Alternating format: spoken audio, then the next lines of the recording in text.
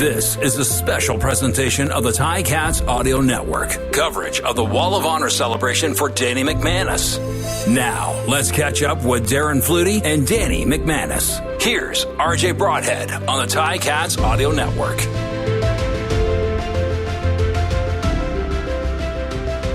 Welcome to a Ticats Audio Network exclusive with two Hall of Famers, two Hamilton Tiger Cat greats, two guys instrumental in the last Grey Cup the Tiger Cats won. Danny McManus, Darren Flutie, pleasure to have you joining us. Good to be here. Always good. Yep. So I'm hearing that this in-person meeting is pretty rare. Is that true? Oh, it's rare since our playing days, yeah. So we're talking 20 years here. I mean, that's the thing about guys that play together. You know, if you've been teammates for a long time, you can go 20 years, and the minute you see each other, you're right back into that kind of that locker room mentality, or, you know, you pick right up where you left off. You never lose that brotherhood that you go through so much. Yep. And you guys played together. You were the quarterback receiver tandem from 93 to 2002. Is that sounds about right? Yeah. And then when we get together, we very rarely talk about plays. It's everything else. I mean, it's not about football. It's about the road trips. It's about maybe it's things we did at training camp. But we don't talk about wins, losses, or anything like that. We just talk about some of the fun stuff. Some of the guys that we got to hang around with that are friends with us today. I mean, to that point to where we haven't seen them in a number of years, but you pick right up where you left off. Yeah, that's so true. I mean, we've been talking maybe for like 3-4 hours since this morning, since I got in, and we haven't talked football yet, and we never would. There's other things that I think we're more interested in, like, you know, how we're doing, where you're living, what's going on. Yeah. Families, and what about the Wall of Fame? Danny, when you got the word going up on the Wall of Fame at Tim Hortons Field, 25th person, it's quite an honor.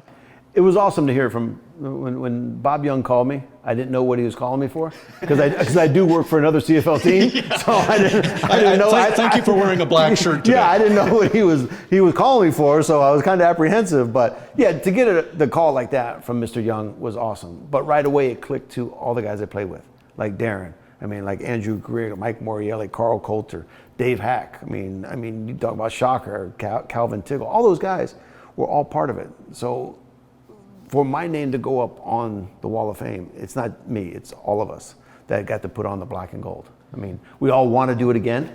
Our minds say we can do it again. Our bodies don't say we can do it again. But it's just, it's that group that was there. You know, that's the reflection of going up on the Wall of Fame, is those guys that I play with. What were your thoughts, Darren, when you heard Danny was getting honored? I think Danny's very humble, right? Without Danny at quarterback, with the team we had, I mean, I came with Danny from Edmonton to come here, but we knew they had a great defense here in Hamilton in those years.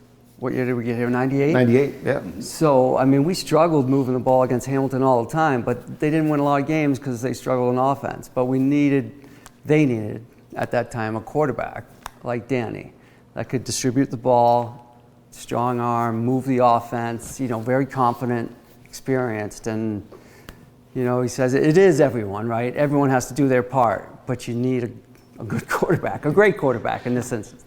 Well, and the numbers don't lie. When you look at the Hamilton Tiger Cats quarterback statistics, Danny, you've got some records there that are probably going to be there for quite a while.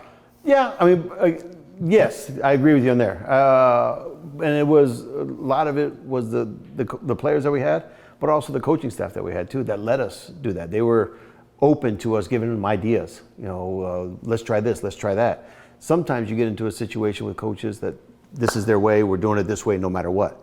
Yeah. But Ronnie was open to doing whatever we want to do. RD was open. I mean, a lot of suggestions that were coming from everybody, not just Darren and myself, but everybody had a role in putting that offense together.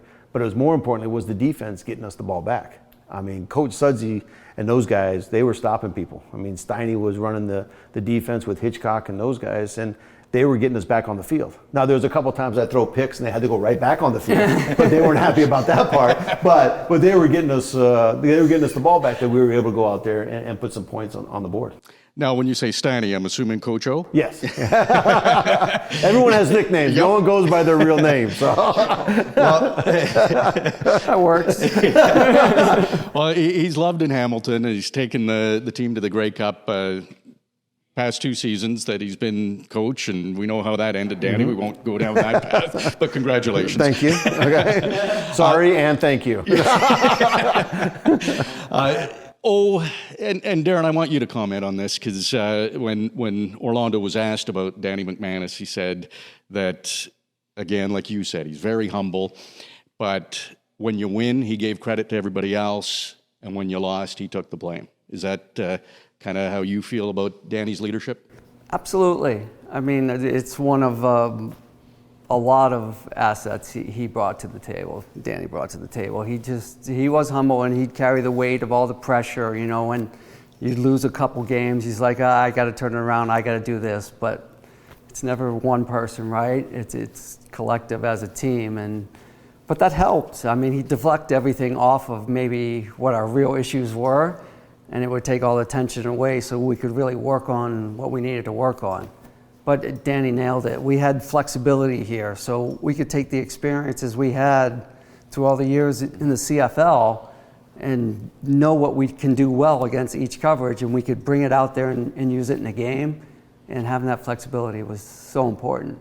I read where the chemistry you guys had, that Danny, I think you said that Darren read the defense similar to how you read it. Yep. And the same, it is like having another quarterback on the field. And that's an advantage to the guy who's behind the center.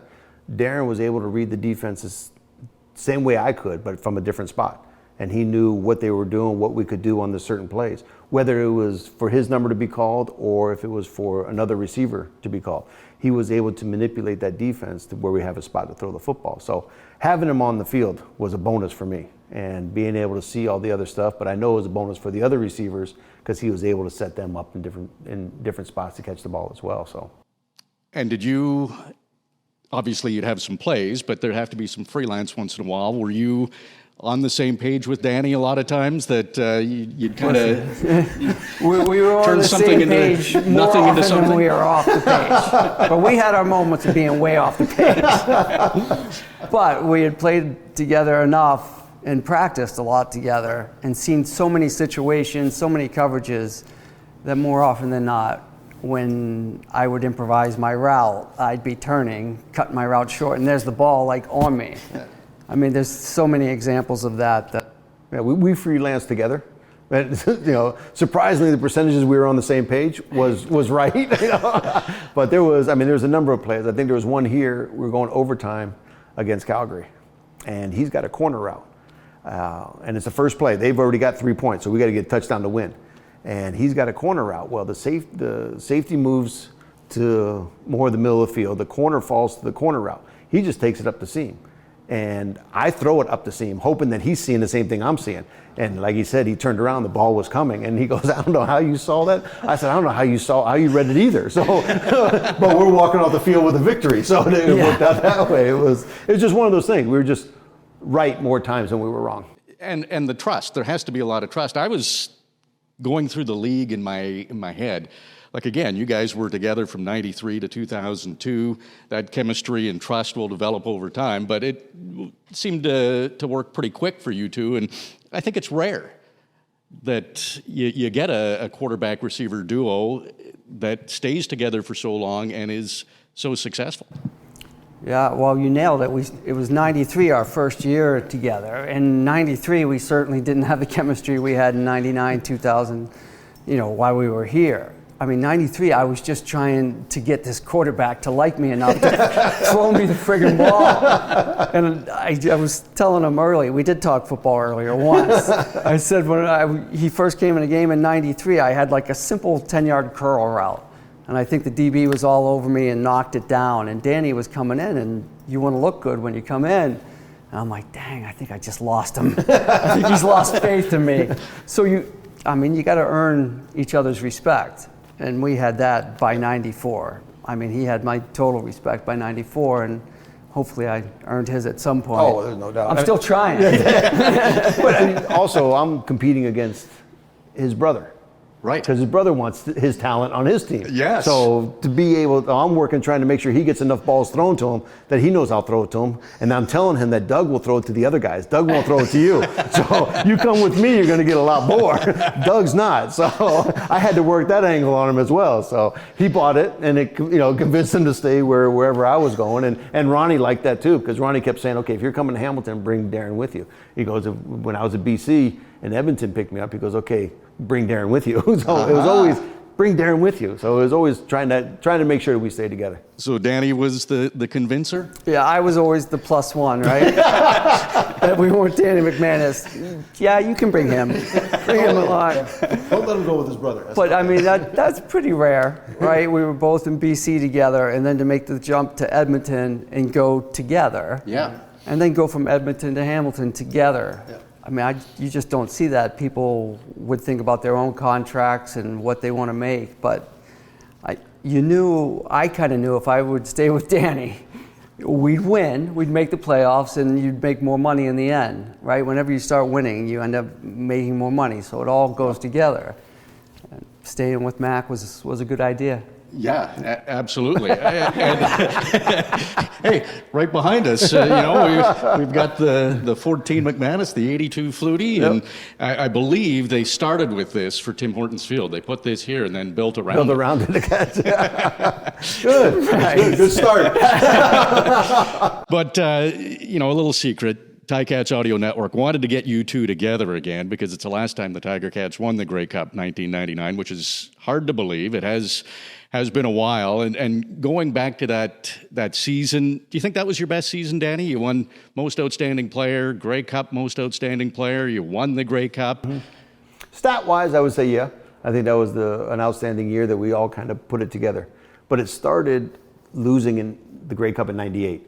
Then to come back to training camp, and what Coach Lancaster did, he showed the highlights of the '98 Grey Cup from the Calgary Stampeders standpoint, to where they, kicked the field goal, beat us, then they got the horse down the field, and then once it was over, he flipped the lights on and just said, "Practice is tomorrow at 9." And at that point, we knew we were going back in '99 and to win the game, but everything just clicked. I mean, all the guys we had that came back from the '98 team were there in '99. They got a taste of it.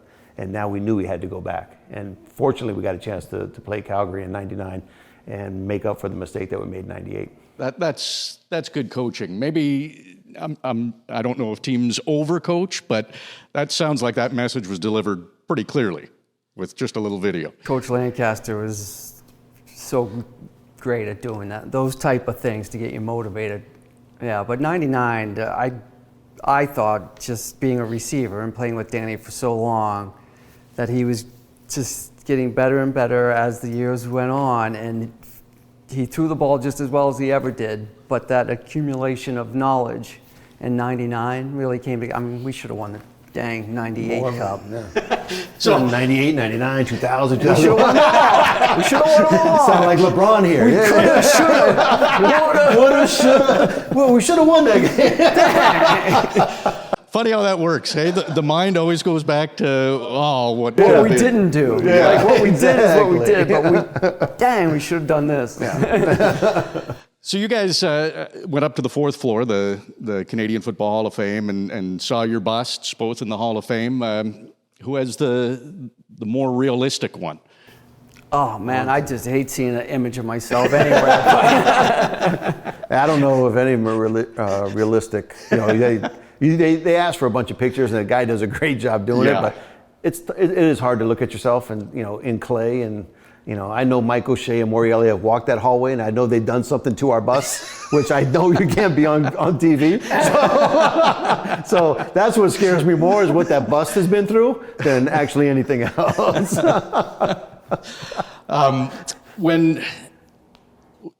So Danny wasn't the fastest guy, but was it his release that was the key, or his smarts? Because at that time, the CFL quarterback a lot of times teams were looking for a super mobile guy, and you definitely. Nothing against your mobility. You got away when you needed to get away. Yeah, but what was as a receiver? What do you think made him successful? Well, his level of confidence and the confidence he instilled in the people around him, like it made you feel like you could almost do anything. But if you get technical, the way he read coverages, his release, his arm strength, you'd come out of a cut and the ball's, thrown very hard, but it's extremely accurate right there, right? Like I remember sometimes it would just shock me how quickly, and you put out a hand and it's so accurately thrown, it just sticks.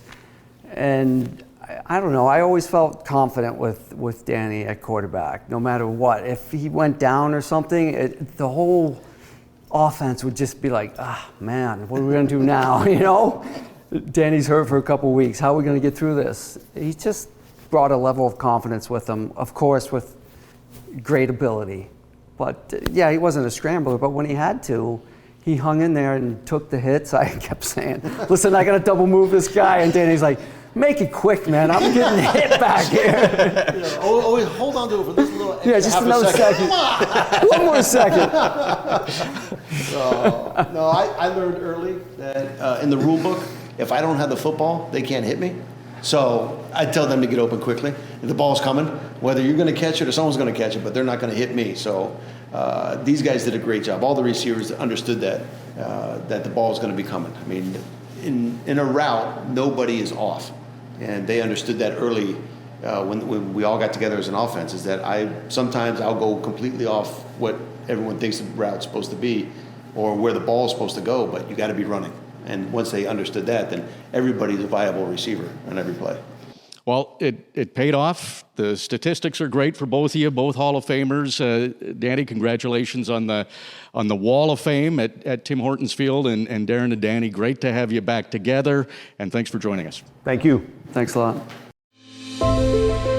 This is a special presentation of the Ticats Audio Network. Coverage of the Wall of Honor celebration for Danny McManus.